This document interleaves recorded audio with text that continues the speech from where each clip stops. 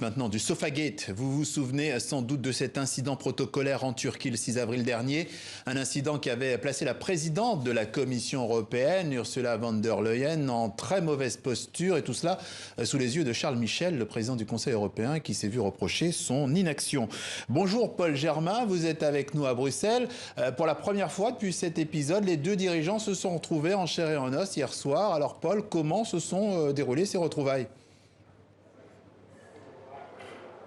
Alors il faut d'abord dire que ces retrouvailles se sont déroulées au siège de la Commission européenne. Autrement dit, Ursula von der Leyen était sur son territoire, mais elle avait bien prévu un fauteuil pour Charles Michel. Trêve de plaisanterie, on nous dit que l'accueil était assez froid. Il faut dire que c'est la première fois que les deux protagonistes se parlaient depuis l'incident, même si Charles Michel avait tenté de joindre Ursula von der Leyen par téléphone, mais en vain. Alors Ursula von der Leyen a redit toute sa désapprobation d'avoir été reléguée sur un divan lors de la rencontre avec Erdogan à Ankara, et elle a fait comprendre très clairement que ça ne pouvait pas se reproduire. Et de son côté, Charles Michel a redit qu'il dormait mal depuis quelques jours, et il a tenté d'expliquer une nouvelle fois que s'il n'avait pas réagi, eh bien c'est parce qu'il avait estimé qu'un incident protocolaire était peut-être moins important qu'un incident diplomatique. Cela dit, le Sofagate ne se dégonfle pas. La preuve, le Parlement européen, où je me trouve, a décidé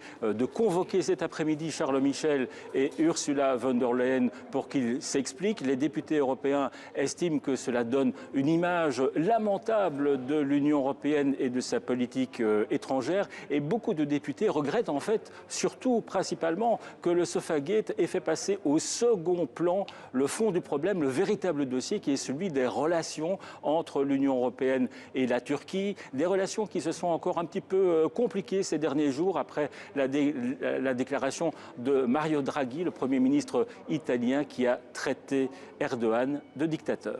Précision de Paul Germain à Bruxelles pour TV5 Monde. Merci.